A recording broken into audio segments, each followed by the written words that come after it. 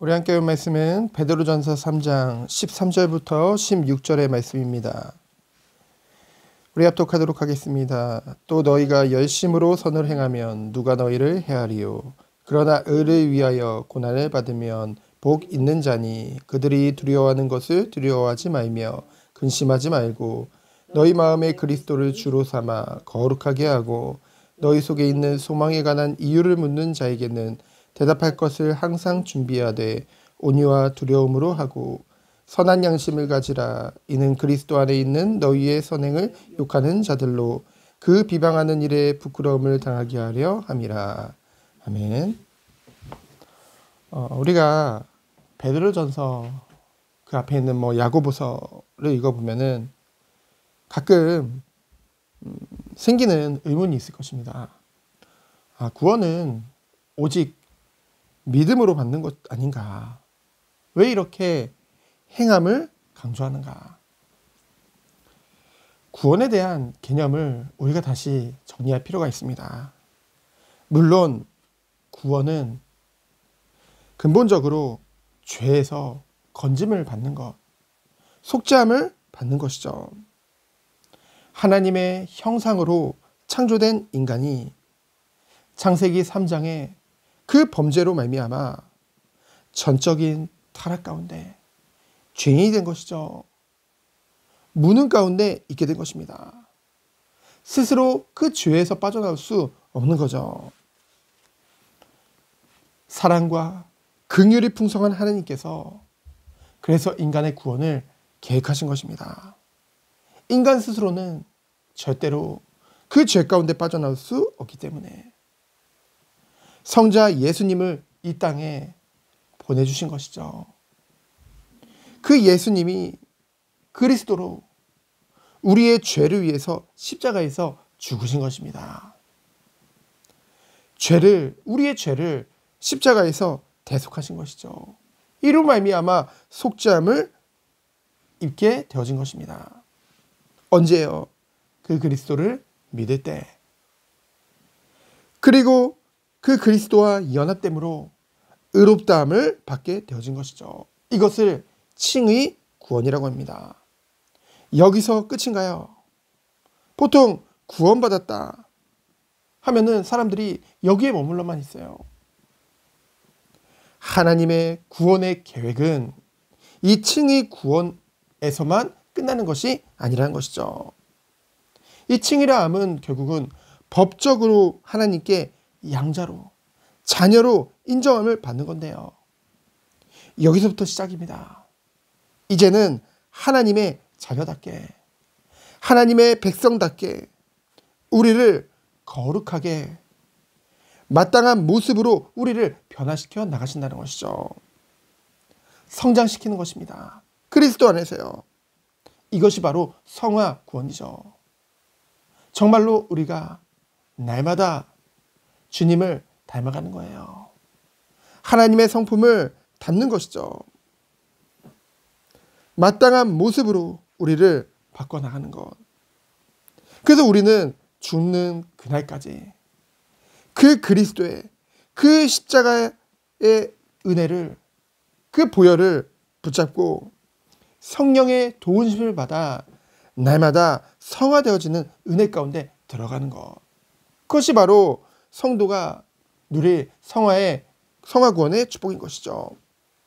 결국은 이 은혜 안에서 영원한 천국에서 주님이 재림하시는 그날 우리 또한 완전한 모습으로 회복되어지는 것이죠. 그것이 바로 영화 구원입니다. 그래서 성경은 칭의뿐만이 아니라 성화, 영화도 말씀하고 있다는 것이죠. 이 안에 때로는 고난과 핍박과 때로는 시험이 올 것입니다. 그런데요, 구원받은 주의 백성은 반드시 이러한 모든 핍박과 시험과 고난을 견디고 인내하게 하신다는 것이죠. 포기하지 않으십니다. 하나님이 우리를 붙잡고 계세요. 하나님은 우리의 구원을 결코 중간에 바꾸시는 분이 아니라는 것이죠. 신실하신 하나님입니다. 그래서 결국은 마지막까지 끝까지 주님께 칭찬받는 주의 자녀로 세워나가시는 것이죠. 보호하시는 것이죠. 이것이 바로 성도의 견인인 것입니다. 오늘 본문 말씀에 보면은 성화되어지는 성도의 모습과 그 반응이 나옵니다. 13절에 보면은 열심으로 선을 행하면 누가 헤아리요? 그 누구도 할 수 없죠. 왜요? 12절에 주의 눈이 의인을 향해 있고 주의 귀가 의인의 간구함에 있기 때문에. 그러면서 14절에 보면은 의를 위해 고난받는 것이 복이라고 했습니다. 그리고 15절에 보면은 뭐라고 했습니까? 너희 마음에 그리스도를 주로 삼아. 우리 마음에 누구를 주로 삼는 거예요? 오직 그리스도. 그러면 어떻게 된다고 했어요? 거룩하게 하고 너희 속에 있는 소망에 관해. 세상이 아무리 방탕하고 타락 가운데 죄악이 가득한다 할지라도 너희는 왜요? 사람들이 이상하게 볼 수도 있습니다. 아니 너희들은 왜 이러한 당연한 이런 타락의 문화 이것을 즐기지 않느냐?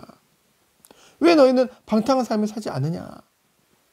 때로는요 시비를 걸기도 하고 때로는 마지막 때가 갈수록 핍박의 시간도 오고요.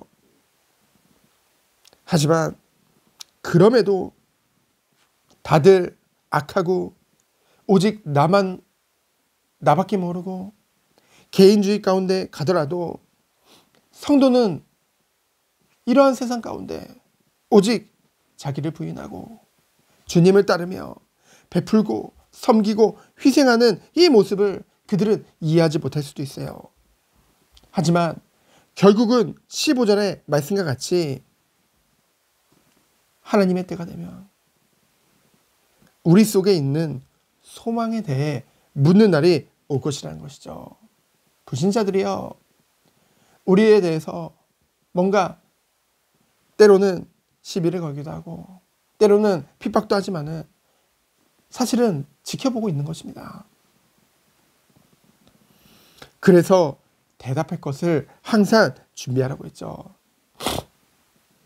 근데 대답을 할 때 뭔가 우리의 이제까지 뭔가 쌓였던 것, 그것을 악에 받쳐서 얘기하거나 주장하는 자세가 아니라 그런 거 있잖아요. 그러니까 왜 몰랐냐?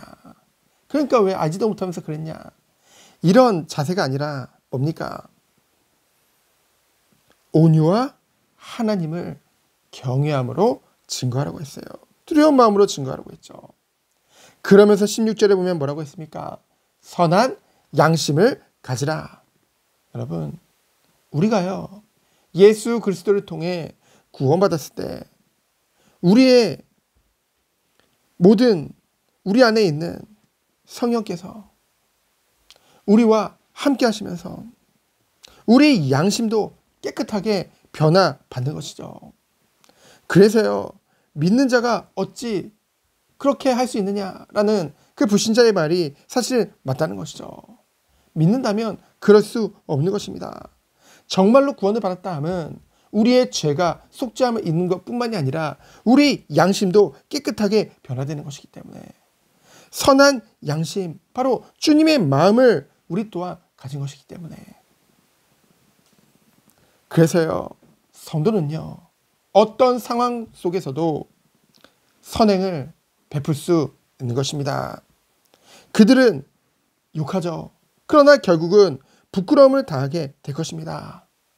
그리고 마지막 때에 심판대 앞에 서게 되겠죠. 이 땅에서의 삶은요, 이 성도의 삶은요, 나그네 인생입니다.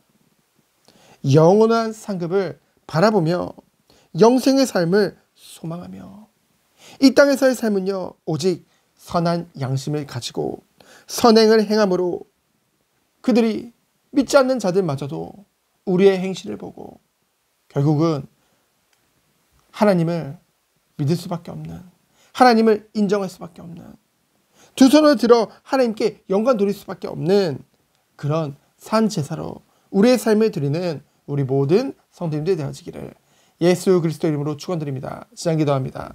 하나님 감사합니다. 오직 하나님께만 영광 돌리는 오늘 하루 될 수 있도록 주께서 축복하여 주옵소서. 살아계신 예수 그리스도 이름으로 기도합니다. 아멘.